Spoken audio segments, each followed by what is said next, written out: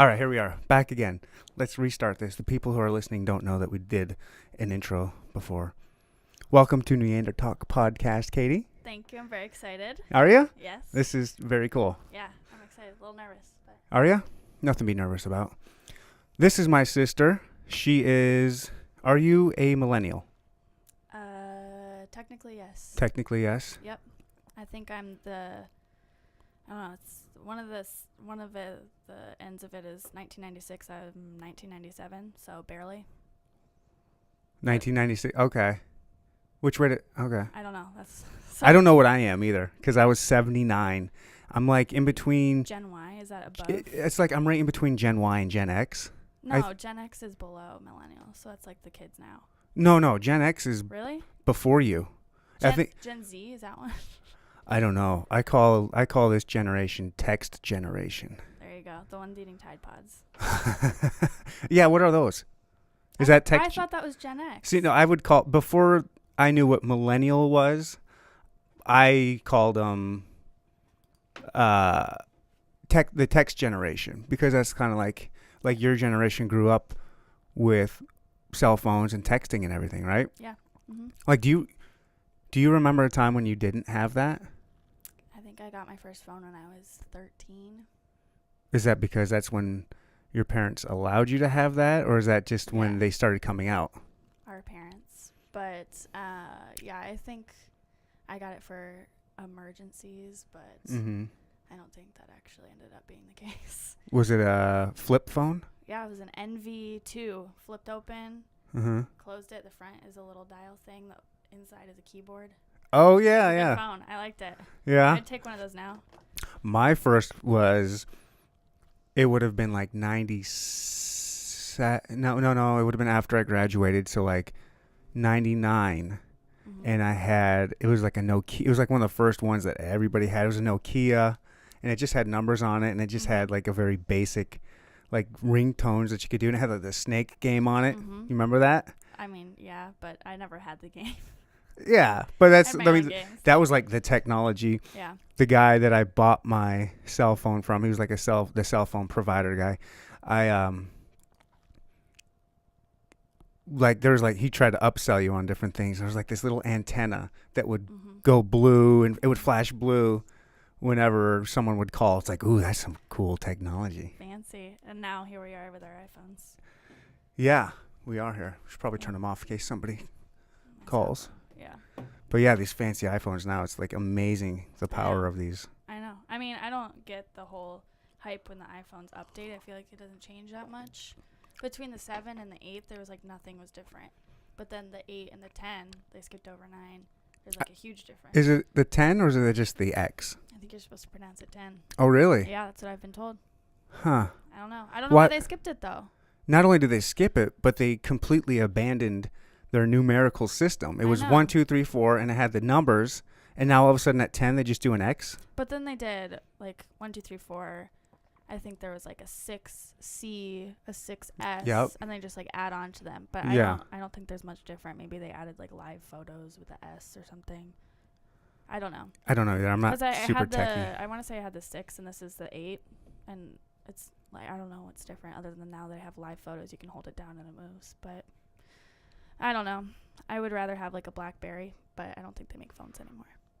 Oh, they don't. They stopped making that thing. That's funny. The BlackBerry was like at the pinnacle at its time. It was like everybody strived for the BlackBerry. Yeah, Dad would always get BlackBerries for work because it was the most secure phone. Oh. And he would have the Brick Breaker game, and I would always play it. I always wanted one.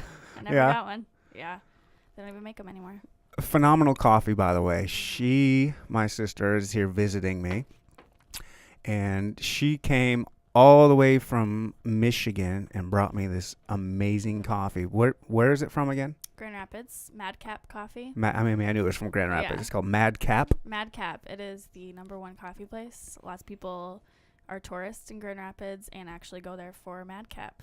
And now they have, I think, 3 or 4 locations, but the main one's right downtown. And the guy, I think he does fair trade everything. He goes and travels and finds coffee from or farmers, I guess, just kind of straight from the farm to Madcap.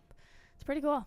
It's really cool. I think this one's from like Ethiopia maybe or something, but it has some fruity undertones. It's It's the first phenomenal. or second best coffee I've ever. The funny thing, the one that I'd say we tied with this, or maybe slightly above, was also an Ethiopian coffee Mhm. called Yirgacheffe. This is what is it? Kanzu? Yeah, Kanzu. Yeah. It's pretty cool. That sounds like I that like would it. be from Kenya. It might be. I have no idea. So, it's Just somewhere in Africa. But they do Africa. I think they do Central America. you can. South I mean, America. all you have to do is say Africa. It's not like it's that big of a place. We can just use our minds and Yeah. figure it's probably you're pretty close. Just say Yeah. Africa. Africa, yeah. Pretty It's small. It's pretty basically an all- island. Yeah, no, it's not. Pretty all-encompassing. Say Africa, you have a pretty good shot. You're right. Have you ever seen the map where they put different countries inside? Yeah. Have you ever seen the one with Africa? Africa's huge. It's enormous. You can put like the And they whole never world make- in there. I swear they make it look smaller on the globes. Or it just doesn't look that big in comparison. Well- But then once you put it next to, like, I guess the U.S. or something, you realize We can how big put it is. You Yeah. can put the U.S. inside Africa like A few times. many times over. Yeah. Twice. I don't know. Yeah, it's pretty crazy. But never been. I'd like to go. If anyone wants to go, take me with. I've always wanted to go to Yeah, I I want- want to go to Togo. Togo. Yeah, we have friends in Togo. Where is Togo? What's Togo about? I don't even. I don't Is know. that like anything like Trinidad and Tobago? Is it like? No, it's like it's pretty. I think it's pretty poor, but it has it's pretty small. It's one of the small ones, right?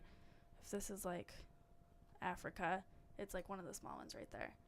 Okay. But it's right next to it's pretty close to Ghana, I believe. Okay. But we have friends who started a few hospitals there, and I've always wanted to go. Really? Yeah, Mongo Togo, Mongo Togo. like mango. Yeah, yeah, Oh, like mango? yeah. Do they have mangoes there? I think so. Is that why they call it that? I'm assuming. I don't know. Mango. Mongo Togo. Yeah, I like a good mango. yeah. Hard to get in season though. They're normally pretty. I don't know. I feel like they're hit or miss. Mangoes? It's pretty hard to get a good one these days. Just got to be around them. Got to be where they grow them, huh? I guess we gotta go to Africa. They grow them around here, Do right? They got No, to. No. Come on, Florida? California? I don't know. I don't always know thought either. They were like Mexico, maybe. Mexico is mangoes. Do they? Yeah. Someone Mango fact check salsa. me. I don't know. I've Yeah. had mango salsa. Pineapple salsa. Is pretty Yeah. good. Yeah. I got some good pineapples when we went to Hawaii. The Dole Plantation. Now, the difference between... so I'm 38, you're 20. Mm-hmm. We have the same parents, Mm-hmm. and, That was an accident. well, That was a surprise. you were surprised. That was both. You just weren't planned. Yeah. Whatever, that doesn't mean... Yeah. So you graduated before I could talk. You graduated high school before Yeah. I could even talk. Yeah. Yeah. Yeah. A long So, time ago. Yeah. But it's funny seeing the way that you grew up Yeah. and the way I grew up. Mm-hmm. Like, our brother and I grew up together. My brother's a year and a half younger than me. Mm-hmm. We grew up not traveling the world. I couldn't have ever said, oh, the pineapple in Hawaii. You have to go. It was so amazing. Listen, it was because we lived in Guam Again. for the military. It's Yeah, not yeah, like yeah. We just went to Guam. No, we got stationed in Guam, and we took they do the hops. If you're in the military, you can, if there's a plane going somewhere, a military plane, you can hop on it as a military family member, or I guess a soldier, whatever dad is, and just go wherever they're going for free. And we got lucky. I'm gonna brag again. We got lucky and got to hop on a 4-star general's private jet. Wow. And go to Hawaii for a few days. And I think it rained almost the whole time. But on the way back, we didn't get so lucky and ended up strapped to this, like the side, the insides where they keep all the cargo, got strapped to the side of like a B-52 or something. No, it wouldn't have been a B-52. It was something. Maybe It like, was one of the big hangar ones. oh, like a... No, I don't know what it was. Was it like a C-130 or something? Like a giant thing where you could put tanks in it? I think so. Whoa. Yeah. Yep. Those But you're things strapped to the sides of it. You weren't even in the middle. You were just was it comfortable no. at all? It was super loud. But I mean, I'm not gonna brag. I got a free trip to Hawaii, so it was nice. Yeah. But we did have very different upbringings. Well, we went to Orlando once. I've never been to Florida. Well, got you beat there. I know. I've never been to Disney World. I've been No. to Disneyland. I've never been. I'd rather go to Disneyland than Disney World. We went to Disney World. It Is was. that before they built all the Hogwarts and Universal Oh and yeah. stuff? Wait, yeah. I was an adult when the whole Hogwarts phenomenon took over. I was never allowed to read or watch Harry Potter growing up. Because Mom saw an interview with J.K. Rowling that she said she derives some of her spells from Wiccan, which is real witchcraft, apparently. I mean, it is. But so she didn't want me to watch Harry Potter because it had real witchcraft in it. And I just, for the first time last summer, watched all the Harry Potters. And I got to say, I don't understand what the hype's about. It's not that good. I was the same way. Changed my mind. Yeah, it's. I don't know. I like Lord of the Rings better. Every generation kind of has their little thing that they jump on. Yeah. Like their little entertaining movies, or like, Star Wars. Hunger Games. Yeah. But I don't like those either. I don't know. I'm a tough critic, though. Are you? I like Star Wars. Some of them are good. Some of them are not. Yeah. Empire Strikes Back is the best one. I watched the original 3. Yeah. Those were good. They started They're fine. halfway through the story, right? And then they went back and did the younger years, and the young ones weren't as good, right? I'm trying to think. Revenge of the Sith isn't good.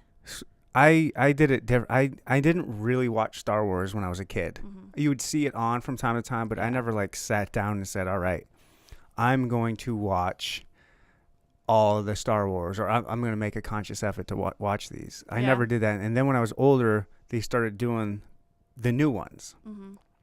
And I waited till they all came out, because when they put, like, the old ones came out as episode 3 or 4, 5, and 6. Yeah. Mm-hmm. And then the new ones, they did 1, 2, and 3. Yeah. So I waited till all of them were out, and then I watched them 1, 2, 3, 4, 5, 6. Some people will say you're not even supposed to watch it like that, though. Well, that's how I did it, and I thought it was cool. Yeah. It's so hard to keep up now, though, because now they have all the offshoots of it. They have Rogue One, which is really good. I liked Rogue One. They have the new ones, which I guess are 7, 8, and then they're making 9. So they had Last Jedi, whichever the other one is. I don't know. And then they have Solo, which just came out. It's not getting good reviews. And they have, I don't know, a few other ones. But I don't know. They're all right. Kind of sad they killed off Harrison Ford, but probably smart. Spoiler alert. Oh, okay. You guys had 2 or 3 years to catch up with that one. But they booked Harrison Ford for, I think, 2 new Indiana Jones movies, 1 or 2 Indiana Jones movies coming out. Oh, wow. In the next 2 years. They're still doing those? That's risky. How old's that guy? 70 something. How old is... So Indiana Jones is like... they did one... It was like one of like... All right, we don't know what happened here. We had some technical difficulties with some of this equipment. I'm not techie at all. I'm lucky to have gotten this going how I do. So sorry, everybody. Something happened, but we're back. We're back. We only lost... we were only gone for... 2 seconds. 10, 15 seconds at the most. Pretty good. It's pretty good reboot time. Yeah. All right, so we were talking Star Wars, whoop-de-doo. Indiana Jones. Indiana Jones. Oh, yeah, Indiana Jones. I like that. Oh, that's right. I was talking about, like, one of the last Indiana Joneses was Indiana Jones. The Crystal Skull. Oh, okay. With the sun, and it stunk. Yeah. It was not good. It was with Shia LaBeouf. Okay, no, there was one right before that where it was Indiana Jones' dad. It was Sean Connery. That's his dad? In the movie. Well, yeah. Actually, I don't know who Sean Connery is, to be honest. Are you kidding me? I'm thinking someone else, I think. Sean Connery. He was his dad, the older guy. The one he's in all of them. Sean Connery is? He is? Is he? No, I think he was just in one of them, and he was Indiana Jones' dad in that one. Oh, the one I think it was like number 3. The one with the Nazis, right? Maybe. Where he's in the tank or something. I don't know. And they fly off, and then they fly off into the plane, or with a plane, and then the other planes start chasing him, and then the dad starts shooting them down. Is it that one? I don't remember. I just remember him being the dad. I don't know who Sean Connery is, though, so. I'm trying to do like an impress. I'm trying to think of what is he in, though? Things that you might know. Let's see. The Hunt for Red October, Entrapment. Nope. He was one of the James Bonds way back in the day. Yeah. Mm-hmm. He's Scottish. He's yeah. Handsome fella, Yeah. even to this day. You have to be a Bond, right? Yeah, I guess you do. There are no. Is there an ugly Bond? What about that Roger Moore fella? I don't know who that is. That's like one of the originals too. Let's see. Pierce Brosnan. Okay, he's a handsome fella. Daniel Craig, handsome. Dime piece. One of the original ones. I don't know. There's a few older ones that are not bad looking either. I don't know. Yeah. Do pretty well with those. Got I to. don't know. I think they're gonna have a new one though pretty soon. A new Bond? They're rumored. Did you ever watch Homeland? The TV show? Yeah, with Claire Danes and Mandy Patinkin. I saw a few episodes. The redhead guy who's like the one who was the prisoner of war, in it. I don't. They're talking about making him the new Bond, but I don't think he's attractive, so I don't know how that would work out. You heard it first, guys. The new James Bond is not He's not going to be the attractive. new James Bond. I think they were actually talking about Idris Elba, though, and he's attractive. Ooh, a black James Bond. I mean, it's time, isn't it? Ooh, I think I did hear something about that. Yeah. Yeah. Like maybe a couple years ago or a year and they were saying. They were talking about, and I remember Angelina Jolie recently said, I would never be a Bond girl. I would be Bond. No, that's not how it works. James Bond. It's a guy. Come on. Gotta be a guy. She was already Tomb Raider girl, right? Yeah, Lara Croft. Lara Croft. They just redid that one, too. Yep, with a whole, yeah. With, what's her name? I have no idea. Alicia Vikander. Don't know who that is. I'm so, I don't know anything about, She is married to Michael Fassbender. I don't even know who that is. Sounds familiar. He's an XMen, I think. I don't know. Whatever. I don't know much about X-Men either. Boy, I'm not very pulp culture. I've never seen the X-Men. I've seen parts of it, but they just seem so chaotic, and they have so many different, I just feel like they don't all go together. They don't make sense. Their world is too crazy for me. They're Marvel, right? Yeah, but they're like an offshoot of Marvel. Or I shouldn't say that, but I don't know. But Deadpool's, some of the second-rate X-Men are in the new Deadpool and the original Deadpool. Second rate? Yeah, the ones that aren't in the X-Men movies but are in the comics, I guess. Okay. The big tin guy that has the Russian accent, I think, isn't it? You know that? I don't know anything about. I don't even know if that's in the comics, so. I'm sure it is. I'm sure they don't just make up I don't characters. know. Is Deadpool a comic? Was he a comic? I think so. But they just made him super crass for the movie. I think he was like that in the comics as well. I like it. I think Ryan Reynolds is hilarious, though. Yeah. The new one's good. They form a little team. They made those characters up, but they form a little team because he wants to stop someone, obviously. And they have an invisible guy, and you find out that it's this famous person at the end. It's really funny, but I won't tell you who it is because you have to watch it. I'm trying to think who else is in it, but they have a lot of cameos in the movie. It's pretty funny. I'll check it out. I want to watch them. Everybody says such great things about. I think you would like them. I'm sure I would. Yeah. It's probably my kind of humor. They take a lot of shots at the DC and Marvel thing, and he's like, "Oh, you're a dark villain. Are you sure you're not supposed to be in the DC universe?" It's so funny. Oh, that's funny. He takes shots at himself. Ryan Reynolds was in that bust of a movie, Green Lantern. And he makes fun of that. Oh, yeah, that's right. That movie stunk. He was that's like a superhero movie. Yeah, so he was a couple different one. Superheroes. Yeah, but he stinks. Is there anybody else that was a couple superheroes? The villain in that. You know who else was? Who? Ben Affleck. Batman. Do you know Butt chin Batman? I don't know. I didn't see that one. I refuse to see it. It was awful. Batman versus Superman. I won't see that either. A waste of my time. I'm not a big comic book guy, but I do love Batman. I love the Batman things. Yeah, Always have. I remember you loved the ones with what's his Christian name? Bale. Yeah, the Christopher Nolan one. I go all the way back since I was a wee lad and watching Adam West on the old school. Mm-hmm. I loved watching those. I've always been a Batman guy. Even the cartoons. Was Ben Affleck? He was Daredevil. He was? Yep. With Daredevil, is that the blind one? Yep, but not the one on Netflix. He did a horrible movie years ago, and there was some chick. It might have been Jennifer Garner. Might have been in it too. He's married. Wasn't he married to her? Yeah. Oh yeah. He was. Yeah, but let's see. Josh Brolin is the villain in the new Avengers that just came out, and he's the villain in the new Deadpool. Oh. But is he the same person? Is he the same character? He's Thanos in the Avengers, the big guy, the one with the huge chin. Okay. With all the rings, Infinity Stones or whatever. And then I forget what his name is, something in Deadpool too. I forget his name though. That doesn't make sense to me. Why wouldn't he also be? They don't cross over though, because Deadpool wouldn't be. I don't know. He said someone else was villains in 2 separate movies, and he was like, "Well, they were able to do it, so I can do it." Because I don't think they're gonna cross over, so it's fine. But I don't know. Not my world.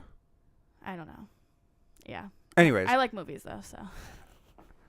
I do, too. Yeah, we watched Thor last night. Yeah. The Ragnarok one. That was good. I kind of fell asleep towards the end, but that's just, I've been fighting fatigue lately for whatever. I have no idea what's going on with me lately, but I just. It's called having 2 kids. No, it's not that. It's something else. That's how I felt since I've been here. Really? Yeah, so I took like 2 naps yesterday. Kids will run you ragged if you're not used to it. Oh, man. Yeah. Mm-hmm. Yikes. Everyone does it, and I don't get it. Especially when you have them at the ages, when they're close like that. You know, mine are basically 5 and 2. Yeah. And they don't stop. No, they don't. Yeah. I know. That's why I was like, here, play a video game. Yeah, play a video game. Yeah.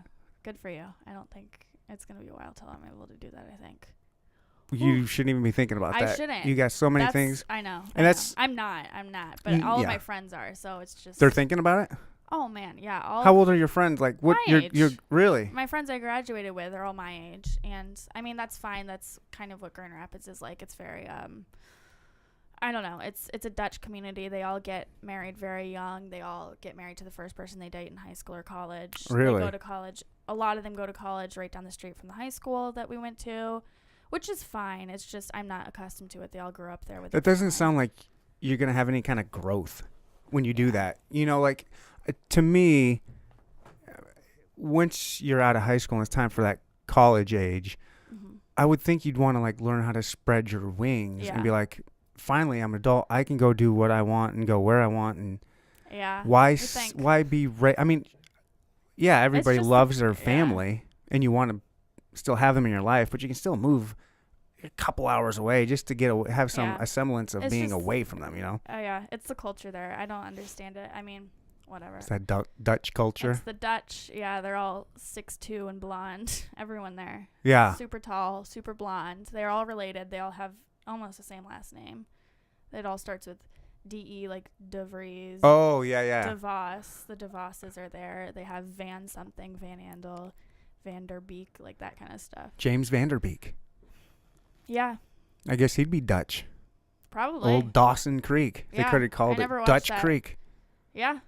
I never watched that, but That was in high school. Katie Holmes was in that, right? Katie Holmes was in that.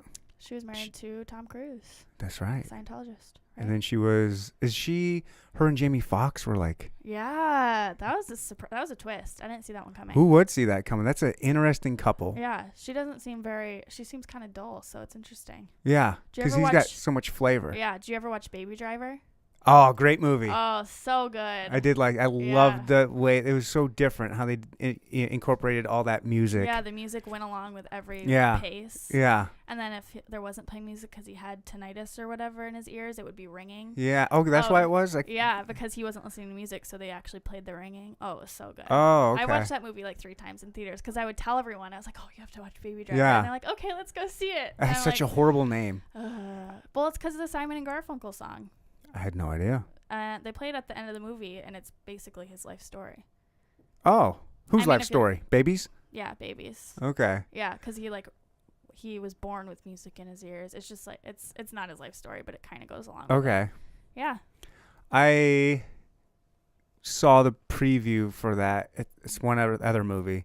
I was like, Baby, what a stupid name, and you're gonna call it like his name's Baby. This is gonna be horrible. And then you watch the trailer and get into it, it's like, oh, wait a minute. Yeah. Let's not judge. And I like it. Judge it by the name. Yeah, they pick actual good music, but it's kind of like deep cuts, right? As opposed to Guardians of the Galaxy, where they pick the #1 songs that everyone knows from the 70s and 80s, like that kind of thing. So I liked that too. They played a lot of like Sheer Heart Attack. Like you don't hear that in Guardians of the Galaxy. You hear like Bohemian Rhapsody in Guardians of the Galaxy, right? Which is a great song, but it's just different. Yeah, I liked it.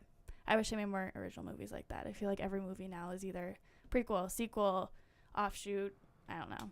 A lot of horrible. They're just lazy. Yeah, there's been a few remakes lately that I just don't understand why they would ever do that. I just think they're too soon. Even it's like that one movie wasn't that long. Jurassic Park. They just redid that one with Chris Pratt. And they just did the second one. Wait, too. they redid Jurassic Park, or it's Jurassic World.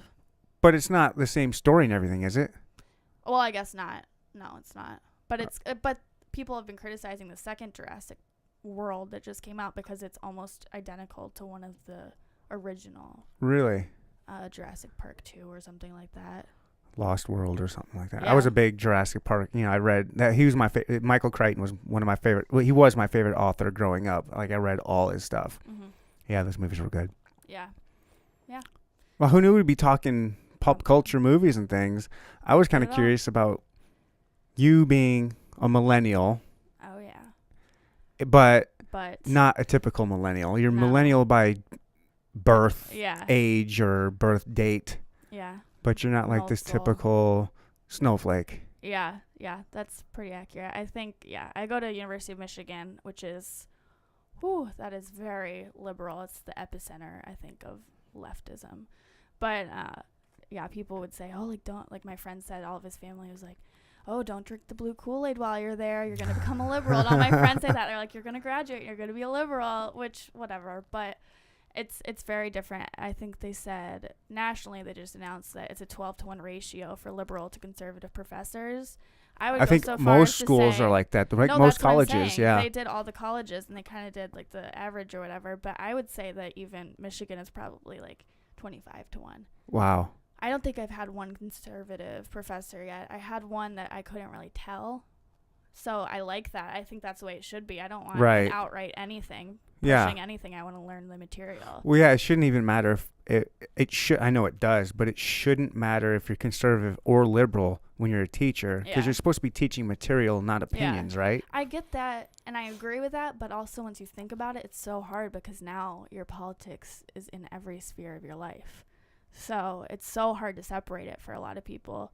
I'm trying to think, like, I'm thinking of the material in my classes, and it's so hard to teach that without influencing. Yeah, but what kind of classes are you taking? I mean, I'm a poli-sci major, and so I've taken a few philosophy classes, which I don't enjoy because I think philosophy is like too subjective, and they all contradict each other. But I think I had one professor that was talking about like race. What is it called when you get stopped because of your race? Racial profiling. Yeah, racial profiling. I can't talk. Yeah, but it's just interesting because I feel like I have to do double the work to make sure that, like, I don't know, because I took a constitutional history class this last semester, and I don't know enough about each individual SCOTUS case, obviously, so I have to go and kind of do twice the work. Well, that's kind of isn't that the point of the class though? To kind of. No. Oh no, you're supposed to know all the. Well, no, I'm just saying, like, everyone just kind of takes your word for it. It takes the teacher's word for it, but then I know how biased the professors are that I feel like I have to go and read extra just to make sure. But I like it because I transferred to Michigan from a small Christian college. Gordon, near Boston. And while that was kind of liberal, it still was a different environment. Right. And so I like it better at Michigan because I am challenged by other views and I've gotten more involved with things I believe in, whereas most people at Gordon believed in the same things as I did. So I like the challenge, but it's definitely very biased. I don't know. Well, that's the case everywhere, though. It's become a place of indoctrination instead of education. Yeah. Well, especially if you're in the poli-sci world, where that's what is the whole world kind of revolves around that. Mm-hmm. I mean, I'm sure if you went to like the science area, but even then, what you can't really force your opinions when science is involved. You'd think. You would think. It's very like, I don't know. It's just interesting because I feel like science has all but been abandoned for the most part because it's just hard because some things you'd think are factual, but everything can be twisted. Even like one news story appears a completely opposite way and it's the same story. So it's so hard to know. And statistics, especially now, like I was talking to Dad's Australian friends and they were using one statistic and I was using the other about the same exact thing. And we had completely opposite numbers on other ends of the spectrum. So, it's hard to know what's true because there's things that are completely opposed. The same thing. So, like, he said, oh, there's been 200 school shootings this year already, or some crazy number. Uh-huh. And we're only halfway through the year. And I mean, obviously one is too many if there's any school shootings, but I had one that was like, well, what are your parameters? He's saying like one injury, one anything, but everyone gauges or mass shootings based on 4 or more deaths. So it's just like, wait, people are manipulating the numbers. 4 or more deaths? 4 or more that's considered injuries. a school? No, mass shooting. That's how they determine yeah, okay. what's like a homicide versus a mass shooting, like that kind of thing. So even when people say, oh, the numbers have been rising, it's because they changed the 4 parameter that the government uses to 3. So the number skyrockets. Okay. And some people take out gang-related violence when it comes to gun violence or mass shootings, that kind of thing. Uh-huh. And other people include it to make it look like there's way more. Sure. So it's just nobody is playing by the same rules. So it's kind of hard to know what's what. They just kind of skew the statistics to further their agenda. Yeah. Sure. Yeah. So the club I'm involved in at Michigan. What's this club? YAF. YAF. Young Americans for Freedom. It's one of the only conservative groups on campus. And we did some tabling events for the Second Amendment kind of recently after Parkland happened. Okay. Just to say we're in favor of control when it comes to mental health checks and improving the NICS system, which is the one where you have to put all of the criminals' information in the database so they can't go and buy a gun. But currently only 80% of the criminals are actually put in there. Not everyone finishes their paperwork. Okay. So there's a 20% chance if you're a criminal, you can still go and buy a gun at a gun store. So like we were saying, let's fix that. Yeah. And that will solve a lot of problems. Let's cross it over with mental health, and that could solve a lot of things. Yeah. And so we tabled on campus kind of saying that we support the Second Amendment, but we also don't want mass shootings, because a lot of the times people are like, oh, well, you see like our cousin put on Facebook, like, the GOP and the NRA are responsible for the Parkland shooting. And I was like, well, I'm part of both, so sorry. I didn't realize the NRA and the government was in there shooting these kids. Yeah. The government. When was the last time that the NRA actually did shoot up a school? It had to be recently, right? Yeah, never. No? Never. There's never been one shooter in any way affiliated with the NRA. But they keep blaming the NRA for school shootings, but they're actually not in there shooting people up? No. That's the thing about Parkland, is that I know this is so old and it's been so talked about, but that's the thing about Parkland, is that nobody at Parkland is even blaming the shooter. They're all blaming Trump. They're all blaming the NRA. I've Dana paid Lash. zero attention to it. How? It's been on the news for the past 4 months.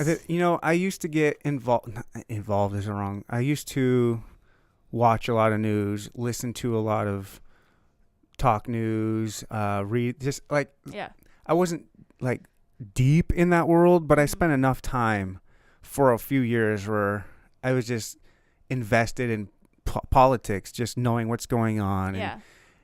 And I've just, it gets so tiresome, and it's just this big circle. It becomes name calling. It just becomes like, you can't have a discussion with anybody. It just, nobody wants to sit down and have an open discussion on a subject that you guys disagree on. Yeah. Everyone wants to talk in their own circle of people who already agree with them, and that gets nothing a lot done. of echo chambers. It's totally, Twitter's totally an echo chamber, especially. Yeah. It's just, like, say one thing, and then all of your friends are going to retweet it, and then these people are going to just fight you. It's just the same for either side, and it's just kind of pointless. I mean, I still use Twitter, but... No, I get it. Yeah. It's frustrating, but... Politics is just frustrating. Yeah, that's why I don't pay attention to that stuff anymore. It's just... Yeah. Do you think that politics has gotten, or people have gotten more involved in politics in recent years than normal? Because I can't say, like, I think Clinton, it was at his tail end of his presidency when I was born, so all I remember is Bush and Obama. Okay. I don't know if people are more involved, but I just think it might seem like that because social media and everybody has a voice. Mm-hmm. I mean, I used to do Facebook. I don't do Facebook. It's been well over a year since I've done the Facebook, because it was I was on Facebook a little bit before Trump was elected, and that's all Facebook is politics. Oh yeah. It's politics, and then people inviting you to their LuLaRoe leggings party. Like, I'm not interested in either of those things. Right.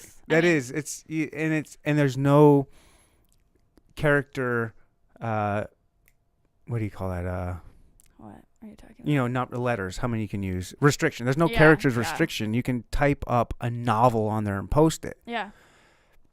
And yeah, I got into a few arguments with some Oh, yeah. I've done that on silly people. Cousin's page a few times. Really? Yeah. Yeah, She posted something that was like, she posted, I want to say like a picture of an axe saying how many murders were committed with that a year, and how she posted something or a bunch of weapons, and then and there was even like a shotgun there was a rifle on there, a hunting rifle, and she said hunting, and then there was another rifle that said murder or something like that.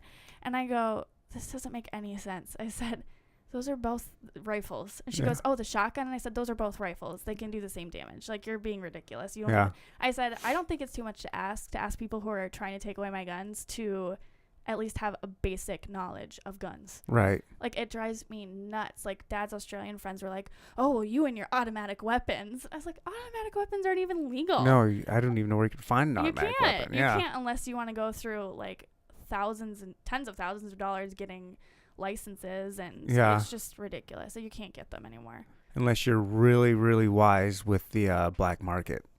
I'm sure. It's still not legal. You no. know? That's what I'm saying. Yeah.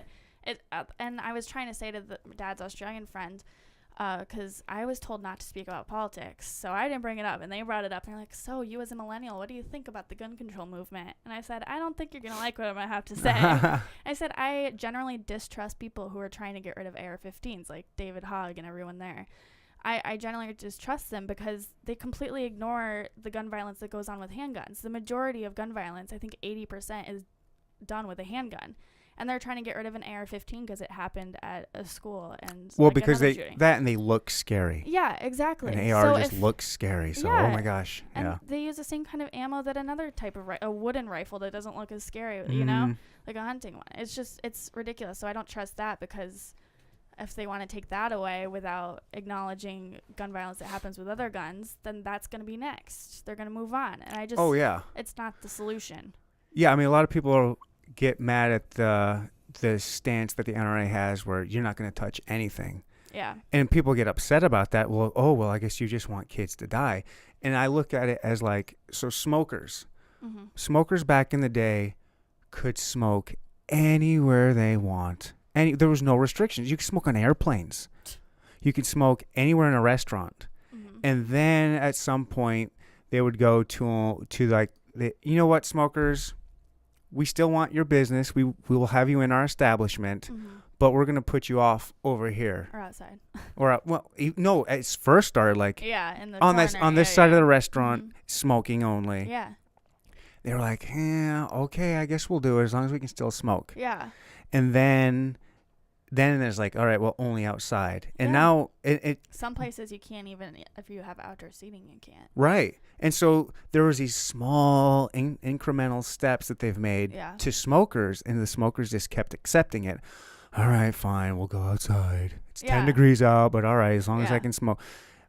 But that's where they're at. Now they're outside. Yeah. Okay, then it gets to now here in Kansas City, there's different cities within the city that say, no, you can't smoke here. Like, they banned no smoking in any establishment except for the casino.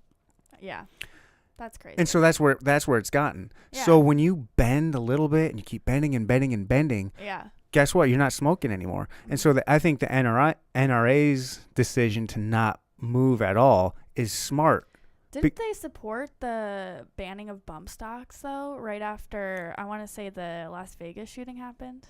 I don't know. I think they had something to do with that, and I did not agree with that, because you can easily make that on your own, so why would you even give that much? Yeah, I don't know. But the thing is, I think what you just said is crazy, but I would agree with, I think, like, small businesses have the right to do that, or businesses have the right to say, I don't want you to smoke. Well, but if the government is saying... But that's what I'm saying is, no so the NRA is saying, we're not going to move, because I'm not saying they consciously thought this or this was in their mind, but if you look at it like, well, if we bend just a little bit, just like the smokers did, soon you guys are going to be taking all of our guns. Yeah. Because it'll bend a little bit. Okay, no semi-automatics. Oh, all right, I guess that's everything, though. For the most part. Yeah. Okay, no magazines with more than this 30, many clips. Yeah. all right, we're fine. And then Then 5 it's years gone. later, they'll be like, you know what? We want to revise that. Let's just make it down to just one at a time. You can only put one bullet in at a Yeah. time, like musket style. Well, they had that in DC for a while, is that you could have a handgun, but you had to have it completely disassembled. Oh, really? And for home protection. Do you think you're going to be able to put an entire handgun together if you hear someone in your house in the middle of the night? That completely defeats the purpose. Unless you're one of those crazy, like Forrest Gump. Yeah. Yeah. I just learned how to take apart a handgun a few days ago, Look actually. at you. Yeah. I don't know how to do anything. But shoot it. yeah. But it's ridiculous. I still think even like the few things that they have now, like the 3-day waiting period for some things, that's dangerous for someone who has like an abusive ex or someone with a like a restraining order. Right. Like you shouldn't have to wait. Like why would you have to wait 3 days? Or the 21-year thing Yeah. for handguns. I mean, I'm fine with it, whatever, but I just With the 21 what? 21 years until like 21-year-olds for handguns. I didn't know that was a rule. Yeah. I can't have one. Until you're 21. I can if you're Oh. I think you have to go fill out like a bunch of paperwork if dad was to transfer his to me, he would have to like, I don't know, it's a process, but yeah. Concealed carry though. But is yeah. what I'm talking about. Oh, okay. Yeah. Well, actually it might be all handguns. I'm not, whatever. But I just it's just you give a little and then yeah, and then next thing you know, yeah. And so that's where the NRA I think is doing. Yeah. I understand why they're like, we're not going to budge because we don't want to be out smoking when it's 10 degrees out. Yeah. But even the Australians were like, well, don't you think the NRA has too much power? And I said, think about who's giving them the power, though. They're a lobbying group. They're empowered by American citizens who want to protect their rights. Right. That's no different than any other group. Lobbyist. For education reform or something like private education, school choice. Like, you're not saying that about that type of thing. Right. It's only because it's the Second Amendment. It's only something that like you disagree with. Members right. who want to see their gun rights protected, and that's their job. They're not they're a nonprofit, aren't they? They're not benefiting. Like, they're not shilling money. They're not being paid by people under the table. They're just advancing what American citizens want them to see, as is any other topic that you think of that has a lobbying group, Yeah. It's crazy. Crazy day. Crazy days. Crazy days. Crazy days we live in. Yeah. I don't know. Still the best time to live in, though. Yeah. Well, yeah, you're right. You're right. People say, oh, the good old days, but I mean, I don't. The good old days. I don't have smallpox, so. Right, exactly. Happy. Yeah. Yeah. Yeah, the good days people were dying at 32 because they cut their leg. Yeah. It's bad. I mean, that wasn't that long ago. Yeah, it really wasn't. Yeah. Like what? Not even 100 years ago.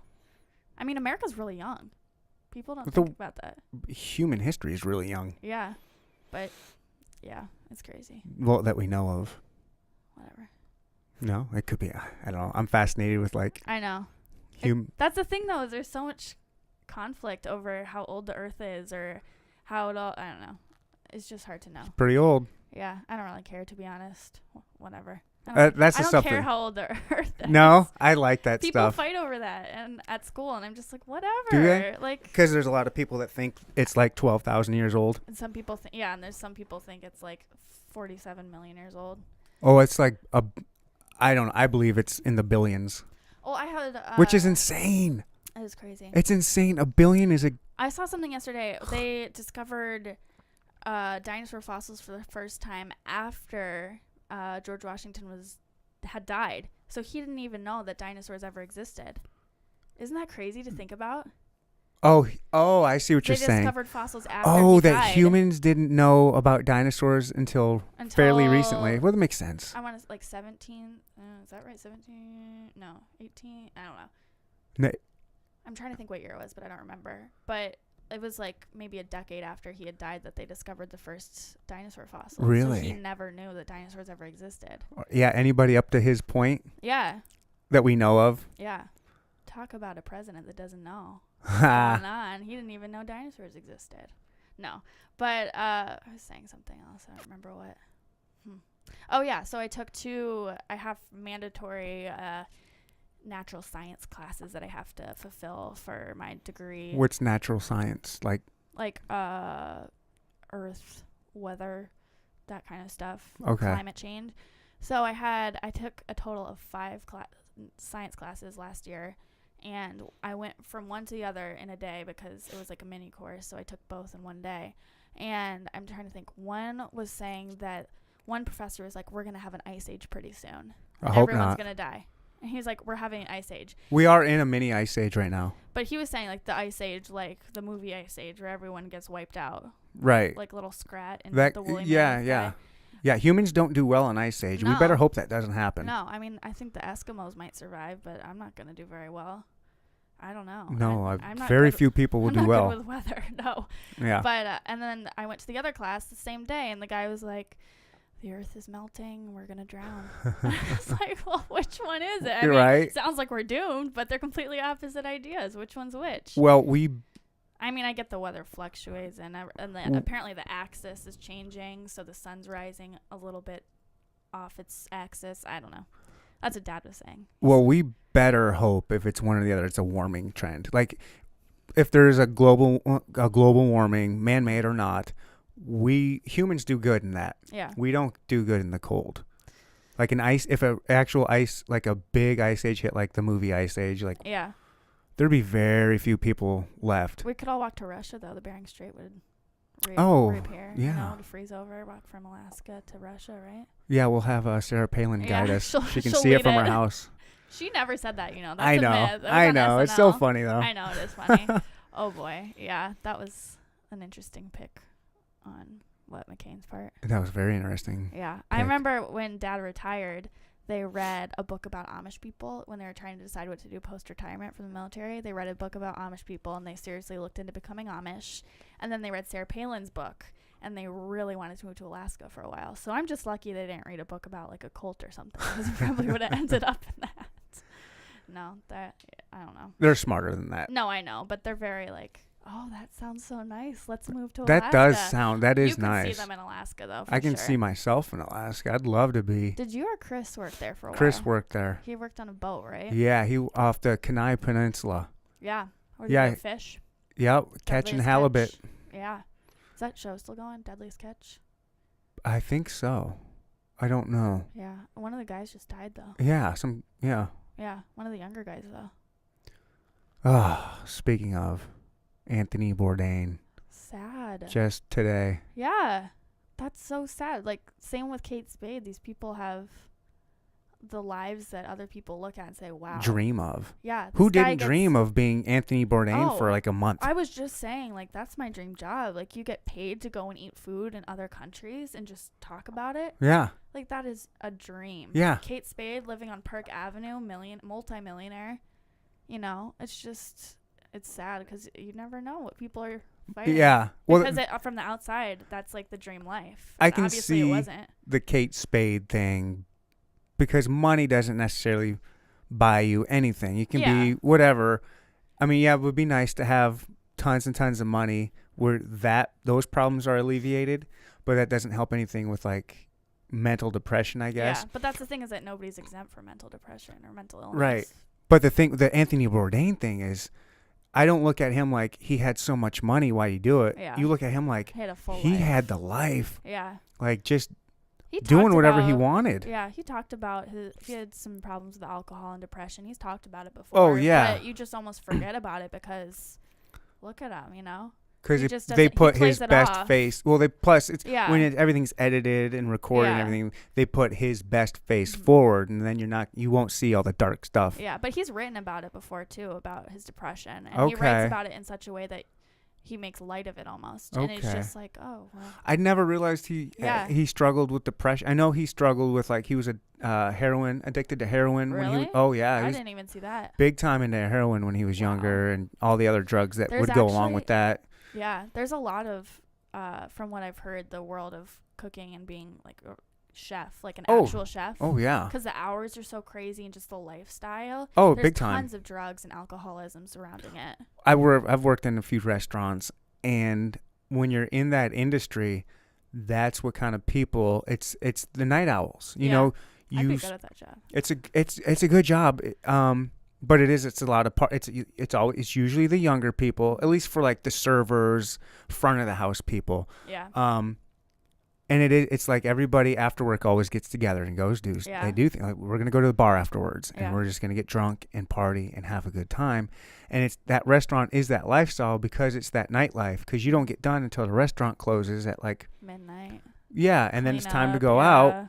Yeah. And then the same thing with the back of the house, all the cooks and the But especially in big cities, I've heard like New York City, obviously. Yeah. Where it's like the powerhouse, like really good chefs, you know, Michelin stars all over, like that kind of thing, where it's like really high stakes. Yeah.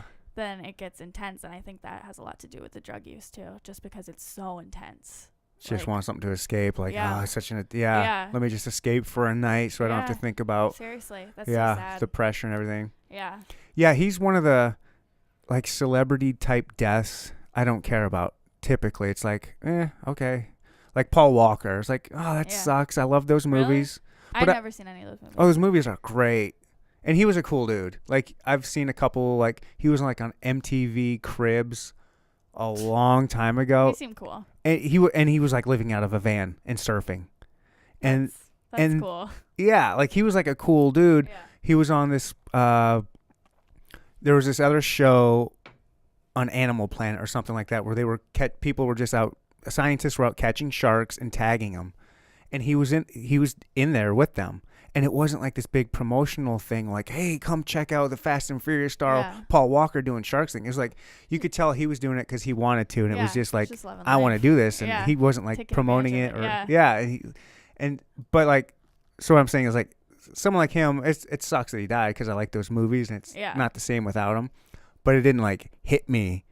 But there's only like this one. Robin Williams. Like I didn't care about that one either. You didn't? Nah. Mom cried. Did she? Yeah, that was really like, oh man, like I grew up watching Jumanji, Mrs. Doubtfire. What else is he in? Peter Pan. Is he in? Yep. Hook. Yeah. Like, oh, I love him. He's just so funny. But that one was But it's so interesting. I mean, obviously, we know about it because they're famous, and that's why we hear about it. But it's interesting how prevalent like drug abuse and addiction and everything is in Hollywood, or just for people who are famous. So when you party, you do drugs. Yeah, but when you're rich and famous, is depressing. I think almost for a lot of people. Probably not during that time. Can you imagine but can you imagine not being able to have any privacy? I mean, I guess you know what you're signing up for, but to the extent I don't think you do. I don't think a lot of them do know what they're signing themselves up for. 24/7 followed by. You just can't go anywhere without someone taking a picture of you. If you're like uber famous, that'd be. But like Taylor Swift or Kim Kardashian or something, like they're never alone. I mean, Kim K probably loves it. She asked for it. Yeah. She knew what she was getting herself into. She's famous because she's always everywhere, you know? Like she's famous for her show, which is just her life. She's famous for a sex tape. Yeah. But, I mean, which her mom was like good job. Back, yeah. Basically the director for like, all right, we're gonna set this up, and we're gonna, that's a weird.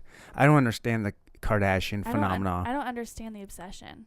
I just don't understand it. It's like, why do I care? Like, why does anybody care? Right? Why do people? Why care do people? So much? Why are they so wrapped up in it? They're not that interesting. They don't do anything. They're dumb. Honestly, they're dumb. They offer nothing to society except for entertainment. Big butts. Yeah, which aren't even their butts. Guys do like a big butt. Well, now it didn't used to be that way. Guys didn't like big butts. Well, I feel like ever heard of Sir Mix-a-Lot? Well, yeah, but I think he started it. There's been a change. It was supermodels, and everyone wanted to be women wanted to be that, but men didn't want to be with that. Well, whatever. I still don't understand the Kim Kardashian and Kanye West thing. I am so surprised that he married her. I mean, I don't know their relationship, obviously, but that's just an unlikely pairing. Another one, like Katie Holmes and Jamie Foxx. Yeah. That's just surprising to me. But I like Kanye. Yeah, Kanye's he's an interesting fella. Yeah. I don't know. A lot of controversy around him lately, though. Yeah. Well, there's always that's what he does. No, but now people think he's a conservative. Did you see that? Oh, because he loves Trump. Yeah, he bought the Trump hat. Yeah, he wore. Yeah, he loves Trump. Yeah. He's And then Kim just met with Trump. And got Alice. What's her name? Alice Johnson or Alice something. Pardoned. Yeah. Or her what is it called? I don't know. I don't know much about this. Yeah. I don't know. I just pay, like I said, I pay such little attention to Mm-hmm. pop culture and politics. I feel like that's all I pay attention to. Yeah. Well, just because I'm into politics, Sure. but I don't know. What do you want to do? Like, why are you? Like, it's so funny how politically driven you kind of are. It's weird. I don't know. Like, I saw a teacher from my high school a few days ago, and she was like, "Oh, Miss Politics over here," and I was like, "Oh, great, that's what I'm known for now." But I used to want to do law. I used to want to be a lawyer, but after taking college classes and taking a few like pre-law type classes, I'm just not that interested in it anymore. And I know myself, I don't really enjoy school. yeah. I'm enjoying learning and I'm enjoying knowledge in general, but I just don't enjoy school and the whole setup of it. Yeah. It's boring. I just know myself, and I don't think I would thrive in law school. I think I would be miserable. I think that'd be a boring job. Yeah, that It looks too. cool on TV when they do the Yeah. courtroom thing, but that's Yeah. such a small part of being a lawyer. I mean, I don't think I would even want to be like a prosecutor or defense attorney, but I don't know. I think the law is fascinating and like ever changing, and I like whatever, but I don't think I could do that as a profession. Yeah. So now I think I just want to finish up undergrad and maybe move to DC. I would like to work for like a consulting firm or a lobbying group. I think it would be really cool to work for the NRA ILA. That would be awesome. What the NRA? What? Their legislative action group, which is just like their lobbying side of the NRA. Okay. So I think that'd be cool. Or maybe like education lobbyists. I'd like to do that. But I don't know. I'm hoping this is my plan. Okay. Is to get I'm curious. involved in like a consulting group and kind of just stay there for a while and then see if they're going to like pay for me to go get my master's or go to grad school or something like that. I think that's the way to go because it's so expensive now. I don't know. It'd be cool. Or like I was going to do a ROTC thing, an Air Force ROTC thing, and they said ROTC? they said they were going to pay for me to go to school, and it was okay that I wanted to do political science because they were looking for like hard sciences, like quantitative whatever, I don't even know, like mechanics and engineering and that kind of stuff, and I just do not have that mind. Like quantum physics type stuff? Yeah, that. Okay. Oh, yeah. They said that's what they wanted, and they're like, well, it's okay, you can do that. We always need someone in the like Department of Defense realm to work for that. And so I got the scholarship, and then they said, no, these are the only majors that we're accepting, and it was all like the hard sciences. So I didn't end up doing that, but I think if I did something with the Air Force, that'd be cool, and they eventually pay for your school if you like agree to work for them for another 7 years. But it's a good job, good benefits. But I don't know. Air Force? Yeah. But I kind of want to go to private sector. I think that'd be cool. That's where the money's at. Yeah. Like defense lobbying, working for Boeing and selling to the government. That'd be fun. Wow. Yeah. Yeah. But I'm going to DC on So Sunday. you're basically are kind of like applying to be in the Illuminati. I don't know anything about that. Yeah, of course you don't. Nobody does. No, that's like, who's in the Illuminati? Beyonce? Beyonce and Jay-Z, I think they're trying to get in. Yeah. Did you see that they were trying to buy the rights to the Confederate flag and then just get rid of it? No. Yeah. They got enough money for it, I'm sure. Seriously. I think the rights are like, and it's somewhere in the triple digit millions. Who owns the rights to a Confederate flag? I have no idea. Or any flag? Like who? So Jim Beam. I don't know. Does that mean that somebody owns the rights to the American flag? I hope the government does. But that means they own it and could sell it if they wanted to, yeah? Yeah. That'd be pretty crazy if they sold it. Who would they sell it to? China. The Taliban or something. Yeah. Can you imagine? Yeah, I can. Yeah. Huh. Yeah. Trump would do it. He's a salesman. He'll sell it. Yeah. He'd sell just about anything. He couldn't buy it, though, I don't think. He couldn't buy it, but he'd He's sell not it. as rich as everyone, or as he says he is, I don't think. That's what people say. I don't know.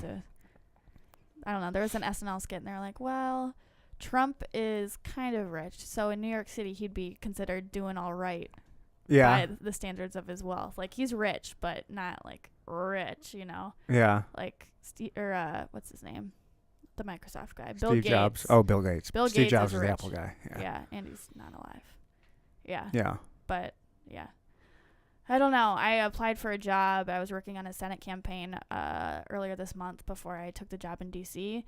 And on my interview, the girl was like, so, what is your opinion on Trump? And I was like, oh no, this is either gonna get me the job or not. Like, it's one or the other. Like, I gotta choose wisely. And I was like, well, I think he's doing a great job. I hesitantly voted for him, but I think he's doing a better job than I expected. And I don't know. We'll see. I mean, it's still pretty early. It's still pretty early. I think he's doing better than everyone expected him to. Well, not everyone, obviously, but the people who voted for him expected him to. But I'm definitely not like the type to wear one of the hats. And I was talking to her. I was like, oh, I would never wear the hats. I just think it's too divisive and it's just not worth it. And it's just like, I'm not interested. I'm not that big of a Trump fan. I hesitantly voted for him, like I said. And then I was driving her with her one day to go to a rally for the Senate campaign I was on, and she opened her trunk and her Trump hat was there. Oh no. And I was like, oh no. And then I looked on her Facebook because she added me as a friend, and her profile picture was her with a Trump hat on. And I was like, oh man. I mean, I still got the job, but nice. I trash talked those hats. I want one of those stupid hats just because I think it's funny. I think it'd be funny to wear. I went to CPAC, the conservative conference in DC that they have every year. Oh, I think I saw a picture of you with Ben Shapiro. Yeah, that was at that, yeah? Yeah, I'm taller than him. You are? Most people are, but yeah, he's pretty short. Or I think I'm as tall as him, but I was wearing heels, so I was taller than him. Wow. But yeah, that was really cool. But I went, and Trump had his own little like stand up in the hub where they have like the NRA stand, they have Heritage Foundation stand, like where you can just get materials and sign up for stuff and win stuff. And they had the Make America Great Again franchise all set up there, and they had hats, and they had like Women for Trump and like all this stuff, and it was so funny. I almost bought one, but I was like, I would never wear it, so it's a waste. Well, if you ever find one of those hats, send it to me. I will. I'll get it signed when I'm in DC. By who? Who do you think? Trump? Yeah. You can do that? No, I can't. Maybe. I think you would have not that hard of a time becoming a lobbyist or something for the NRA. Yeah, I have a few friends. I mean, you're 20. I'm a woman. You're a woman. You're a good-looking woman at 20 who supports the NRA. I'll be the next Dana Lash. I'll take over her job. I don't know who that is. She's a spokeswoman. Did you see, you would know her if you saw her. Did you see the CNN town hall they had in Parkland right after the shooting? I didn't pay any attention to that. Oh, man, it was Jake Tapper, who's a really good, or what's his name? What are they if they speak on the news? What are they called? I don't know, correspondent Anchors, or something. Yeah, news anchor or something. He's a good one. He was on it, moderating. Rubio was on it. I cannot stand Marco Rubio. And Dana Lash was on it, and everyone was like shouting at her, murderer, because she was there like representing the NRA, and they were booing her, and they were like, I hope your kids die in a school shooting. Like they said that? They say awful things to her, but she is just like so quick, so wise. Yeah. And yeah, every conservative woman wants to be her. Oh, really? I would want to be the next. That would be a cool job. Yeah, she has her own podcast too. You could start your own podcast. Everyone has a podcast now, though. Exactly. I actually tried to start one with my best friend from Wisconsin, and we called it Great Lakes Hot Takes because she's from Wisconsin. Cool. I'm from Michigan. I like that name. We recorded it. It was an hour and a half long, and then I was like, yes, we did it. And then she was like, oh, no. It didn't record. Ooh, we almost had that problem. I know. And she was like, oh, it didn't record. And I was like, I'm not doing that again. Yeah. I'm not recording another hour and a half of the same exact material. Right. So we just never did it. But I don't know. We're going to live like 10 minutes from each other this summer in D.C., so maybe we'll start it up again. You should. I mean, with the people you're going to be rubbing elbows with, I mean, I don't know if it would be like a podcast where you have guests on or if it would just be you and one other person. Yeah.